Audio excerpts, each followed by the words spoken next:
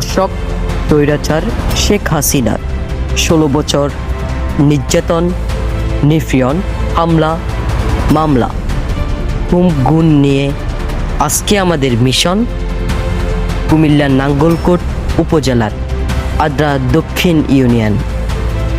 জানাবো বিএনপি এক নেতার বিভ্রান্ত কাহিনী। ততক্ষণে আমাদের পাশে থাকুন, দেখতে থাকুন IRTV নিউজ বাংলা। আসসালামু আলাইকুম রহমতুল্লাহ। আমি মোহাম্মদ মাজহারুল ইসলাম শিহাব, IRTV নিউজ বাংলার পক্ষ থেকে এই মুহূর্তে অবস্থান করছি নাঙ্গলকোট উপজেলা অধীনে। আমরা ইতিপূর্বে শুনেছি নাঙ্গলকোট উপজেলার জাতীয়তাবাদী দল বিএনপির বিভিন্ন ইউনিয়নে দ্বিবার্ষিক সম্মেলন এবং কমিটি আত্মপ্রকাশের সূচনা লগ্ন চলছে।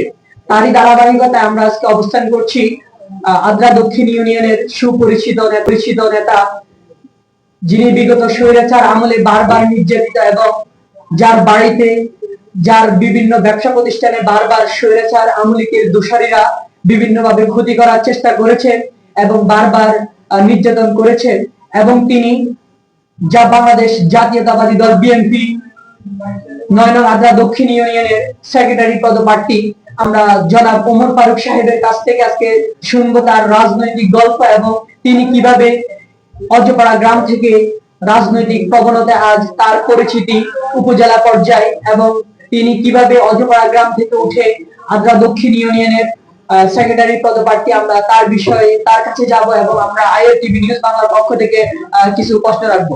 জি, আসসালামু আলাইকুম রহমতুল্লাহ। ওয়ালাইকুম আসসালাম ওয়া রাহমাতুল্লাহি ওয়া বারাকাতুহু।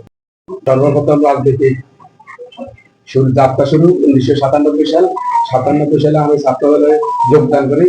97 সালে ছাত্রদলে যোগদান করার পর আমি 98 সালে বোলাইনবাজার উচ্চ বিদ্যালয় কলেজের ছাত্রদলের সাধারণ সম্পাদক পদে নির্বাচিত হই এবং পরবর্তীতে ছাত্রদলের সাধারণ সম্পাদক থাকা অবস্থায় বাংলাদেশের 2001 সালে যে নির্বাচন হয়েছে সেই নির্বাচনে আমাদের দলের মনোনীত প্রার্থী আলাদ আব্দুল গফুর মিয়ার পক্ষে দলকে ছাত্রদলকে উজ্জীবিত করে কাজ করে আমরা সেটা সফলতা পাই এবং 2001 সাল পরবর্তীতে আবার যখন ছাত্রদলের ইউনিয়ন দ্বিবার্ষিক সম্মেলন অনুষ্ঠিত হয় সেই সম্মেলনে আবার প্রত্যক্ষ ভোটে সবার যোগাযোগের ভিত্তিতে ইউনিয়নের কাউন্সিলের মাধ্যমে আমি নির্বাচন পরবর্তীতে আবার বৃহত্তর আন্দোলনের ছাত্রদলের সাধারণ সম্পাদক হিসেবে নির্বাচিত হই। সেটা চলমান অবস্থায় আমি বিভিন্ন ওয়ার্ড গ্রাম পর্যায়ে প্রত্যেকটা পাড়া বা মহল্লা গিয়ে দলকে সুসংগঠিত করার জন্য কাজ করি এবং সেই সুসংগঠিত কাজ করার কারণে পরবর্তীতে আমি আবারও ছাত্রদলের সাধারণ সম্পাদক নির্বাচিত হই।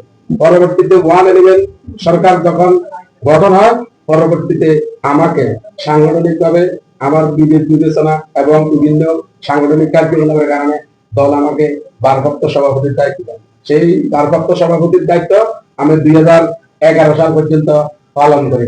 2011 সালের পরে আমি ছাত্র রাজনীতি থেকে অবসর গ্রহণ করি, আমি বিএনপির রাজনীতিতে যুক্ত হই। দীর্ঘদিন আপনারা জানেন এই রাজনীতি করার কারণে আমার পরিবারের উপর অনেক নির্যাতন নিপীড়ন করা হয়েছে, আমার নামে অসংখ্য মামলা দেওয়া হয়েছে।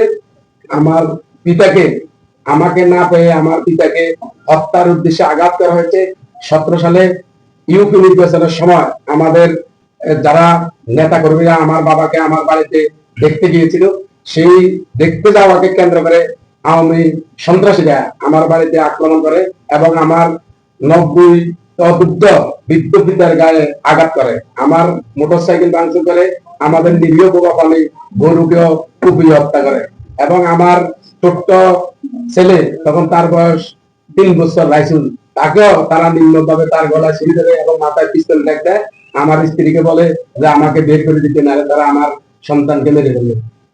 তারপরেও তাদের সেই স্বৈরাচারী মনতান্ত্রিক ভাব থেকে আমি উত্তরণ করে আমি আমার রাজনৈতিক প্রজ্ঞা এবং জ্ঞানের মাধ্যমে দলকে সুসংগঠিত করার জন্য বিগত দিনে স্বৈরাচার আন্দোলনের প্রত্যেকটা প্রোগ্রামে আমি অংশগ্রহণ করি এবং আমার দলকে সুসংগঠিত করার জন্য এবং আন্দোলনকে বেগবান করার জন্য আমি আমার যতটুকু সাহায্য করবেন সেটা চেষ্টা করি।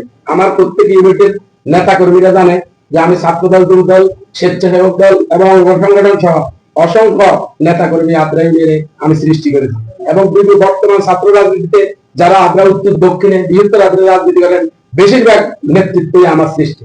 এবং তাদের আজকে বলিষ্ঠ কণ্ঠে আদ্রা উত্তর দক্ষিণ ইউনিয়ন একটা সুসংগঠিত সুসজ্জিত একটা বিএনপি করে যায়। আমরা দীর্ঘদিন যাবৎ এই সংগঠনকে বোঝানোর কারণে আওয়ামী স্বৈরাচার ফ্যাসিস্ট সরকার আমার নামে 2018 সালে 5টি মামলা বিস্ফোরক মামলায় সেটা দেওয়া হয়। নাঙ্গলকোট থানার 4টা এবং কুমিল্লা কোতোয়ালি মডেল থানায় 1টা। আমি সেই মামলাগুলো ওয়ারেন্টের কারণে 18 সাল থেকে 2019 সাল 20 সাল পর্যন্ত যতক্ষণ পর্যন্ত মামলা দাবি নিতে পারি নাই ততক্ষণ পর্যন্ত আমি এলাকায় থাকতে পারি নাই, ঘরে থাকতে পারি নাই। এটাই এলাকার সকল মানুষ জানে। প্রতিদিন নেই আমার বাড়িতে পুলিশে হানা দিত, আমার দোকানে এসে পুলিশ আমাকে খোঁজ করতো। আমার ব্যবসা বাণিজ্য ক্ষতি করার জন্য তারা অনেক চেষ্টা করেছে, কিন্তু আমি পিছু হটি নাই। 2022 সাল যখন আবার সরকার পতনের আন্দোলনের ডাক দেয়, সারা বাংলাদেশে যখন কোথাও প্রোগ্রাম মিছিল মিটিং করতে দেয় নাই, আমাদের নাঙ্গলকোটে আমাদের যে প্রোগ্রামটি ছিল, আমরা আমাদের প্রিয় নেতা আলাদা আব্দুল গফুর ভূঁইয়ার নেতৃত্বে সেদিন প্রোগ্রাম বাস্তবায়ন করি, নাঙ্গলকোটে আমরা মিছিল মিটিং করি। সেদিনও যে লোটাস সত্তর ভাঙা সহ যাবতীয় পুলিশের গাড়ি ভাঙা সহ যে মামলাগুলো হয়েছিল, প্রত্যেকটি মামলায় আমাকে আসামি করা হয়েছে এবং সেই মামলাগুলায় আমি দীর্ঘদিন জেল খেটে পরবর্তীতে জামিনে মুক্ত হয়ে আবার আপনাদের মাঝে ফিরে এসেছি। আমাকে আমার বাড়িতে 2022 সালের 31শে আগস্ট আমার বাড়িতে আমাকে না পেয়ে আমার বৃদ্ধ পিতাকে তারা বোম দিয়ে আঘাত করে। সেই বোমের স্ত্রীদের আঘাতে আমার পিতার হাত এবং শরীরের অন্যান্য অংশ ক্ষতবিক্ষত হয়, সেটা আপনারা জানেন। তারপরে আমাকে তারা অনেক পরিসরে চেষ্টা করছে দামিয়ে রাখার জন্য।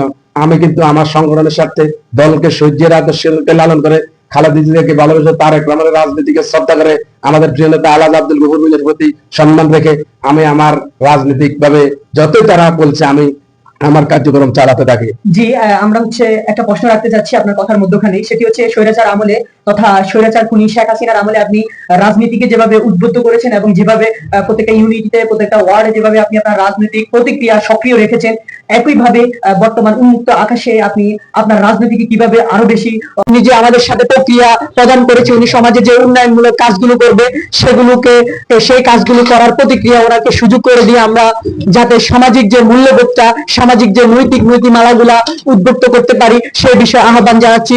প্রিয় দর্শক, IRTV নিউজ বাংলার সাথে থাকুন। হয়তোবা আরো অন্য কোন নেতার কাছে কিংবা অন্য কোন প্রভাবশালী মানুষের কাছে আমরা যাচ্ছি, তার সফলতার গল্প এবং তার নির্বাচনের গল্প শুনছি। সকলে ভালো থাকবেন, সকলের দীর্ঘ আয়ু কামনা করে আমরা আজকের জন্য এখানে শেষ করছি।